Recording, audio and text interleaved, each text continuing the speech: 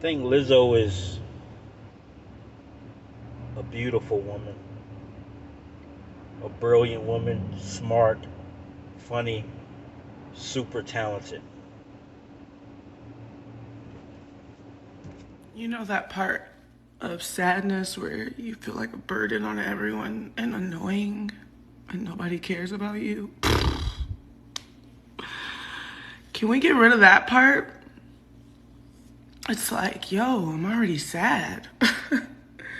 Gotta add insult to injury that I have no one to talk to about it. It's crazy.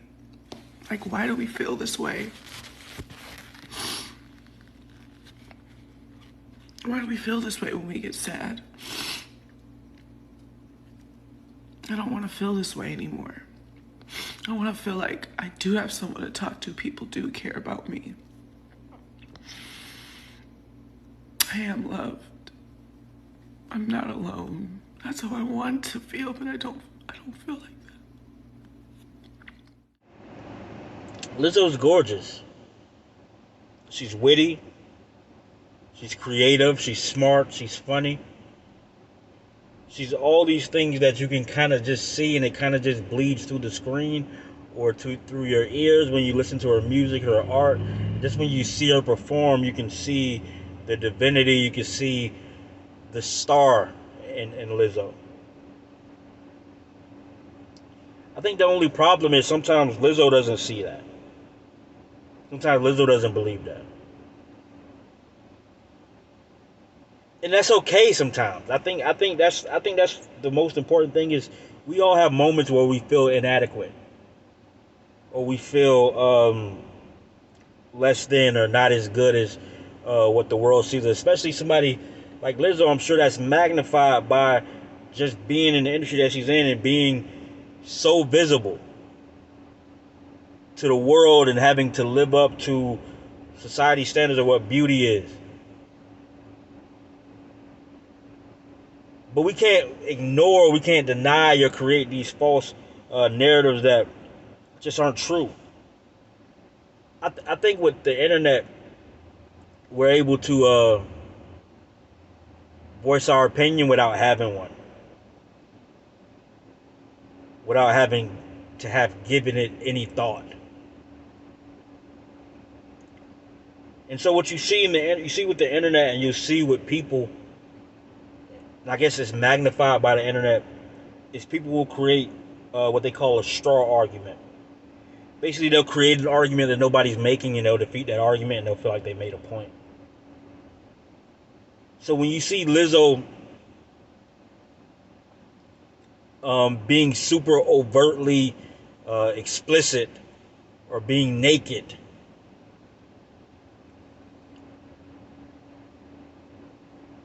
fine. If we had no other context, then we'd say that, oh, she's confident. She's a big woman, but she's owning being a big woman. Okay? Like, so the fact that you have to make that argument or the fact that you have to bring that up is because your eyes are telling you something different. So you're defending something that no one's even said.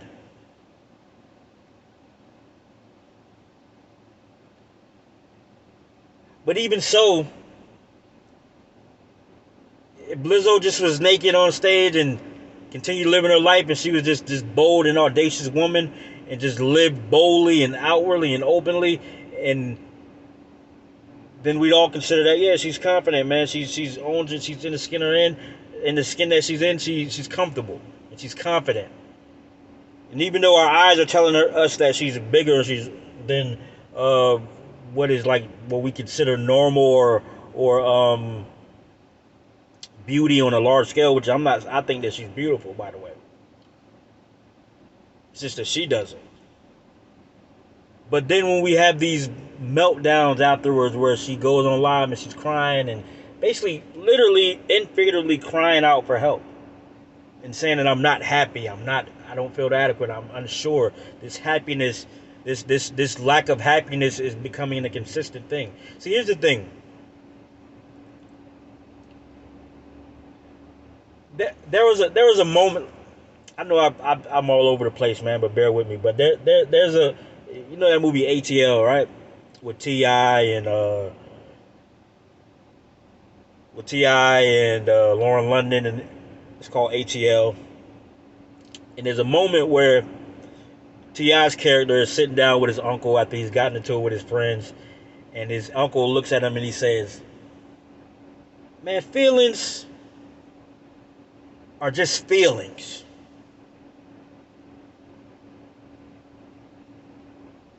And I didn't understand that until I got older, but then as I got older, I realized that feelings or emotions are peaks and valleys, as ebb and flow. You're not going to be consistently happy all the time. That's a fleeting feeling. You're not going to be consistently angry. You're not going to be consistently sad, or any of those things. So the fact that you won't be these things, and once you realize that and understand that, you'll learn how to react and understand that balance. And understand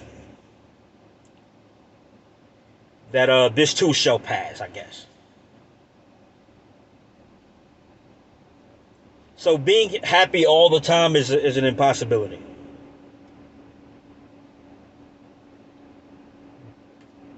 But when there's abnormal lapses of time where you are just consistently sad and or anxious, they call that depression. Or you're abnormally, for a consistent period of time, angry, then that's also an issue. If you don't have a normal flow of emotions, a range of emotions, then that's a problem. The problem is the internet don't allow you to see people having these moments that require us to reach out and say, "Are you okay?"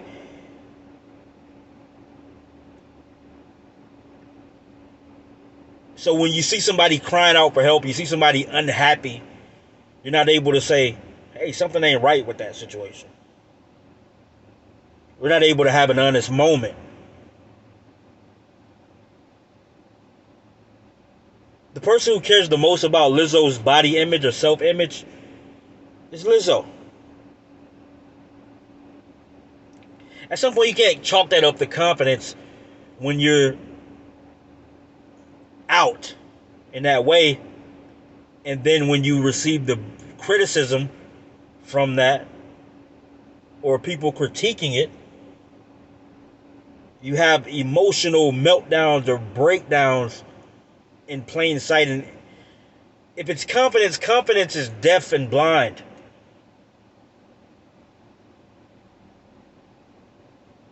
Confidence is almost an abnormal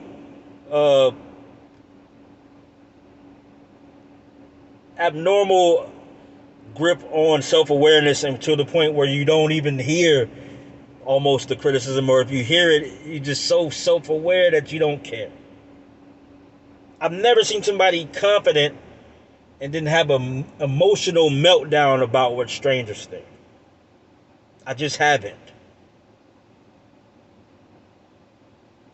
And I started the conversation, or somewhere at the beginning of the conversation, to say we all have moments where we feel inadequate. We all have moments where we don't feel as pretty or as handsome or as strong or as smart or as tall or as skinny or as big. These are normal. But when we see sporadic behavior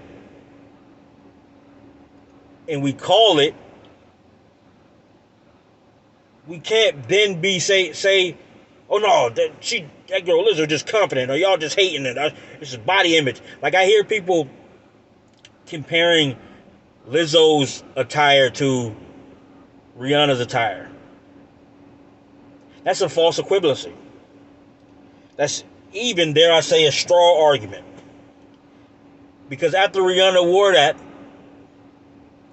because our eyes accepted that, no one talked about it. And if they did, the talk was so faint that we didn't hear it. And Rihanna definitely didn't hear it, because I didn't see Rihanna go on live or TikTok or Zoom or any other platform or outlet and cry about ridicule.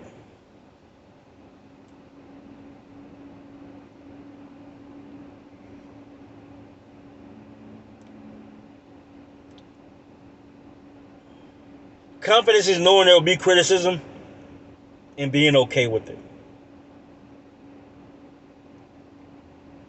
But if you're doing something just to defiantly say I don't care, then you probably care.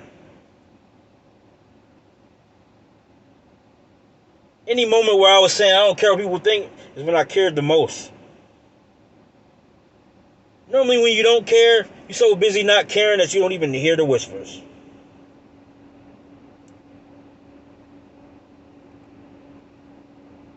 I think it's obvious that Lizzo's hurting because she's human.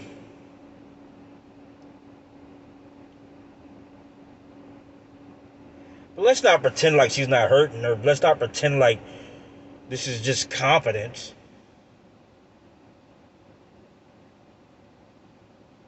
Because that's an emotional, where you're making a decision based on your emotions.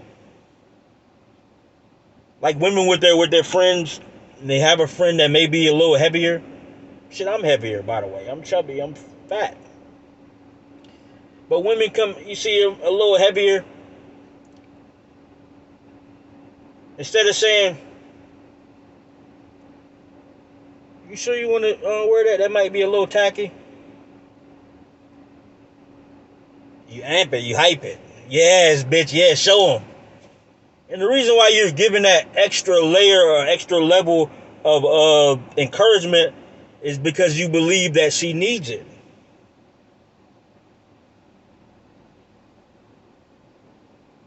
Normally you're honest with people, especially about their appearance, when you feel like they can handle it.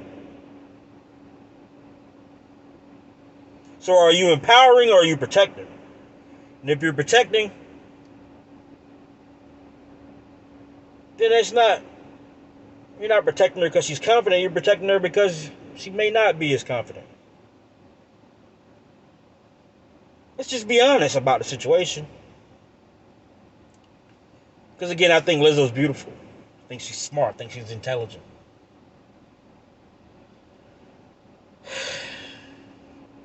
But perhaps she doesn't think so. But I don't know though. I don't want no trouble though. I got on stage and I performed, and a lot of people were like, I saw you at Santa Barbara and you were amazing. I'm like, I was on the verge of a nervous breakdown. And then I walked off stage and I was still crying and I was still sad. And that had never happened. And I said, you know what? This is going to get in the way of my livelihood. Damn right. The thing that makes me the most happy. So I was like, seek some help. Yeah, you gotta pay that money to make that money too. I was like, I'm gonna invest in this because this is my life investment. Invest in your mental wealth. Come on, mental health, mental wealth. And you're probably the first person in your family who had the luxury of going to seeking some healing. That is very, very true. The privilege to be able to go see a therapist, the privilege to be able to afford health care is another reason why in our community you don't see us seeking out counseling as much. But for anybody who does need to talk to somebody, like mentorship is really important, and finding somebody that is just willing to listen to you, that cares about you.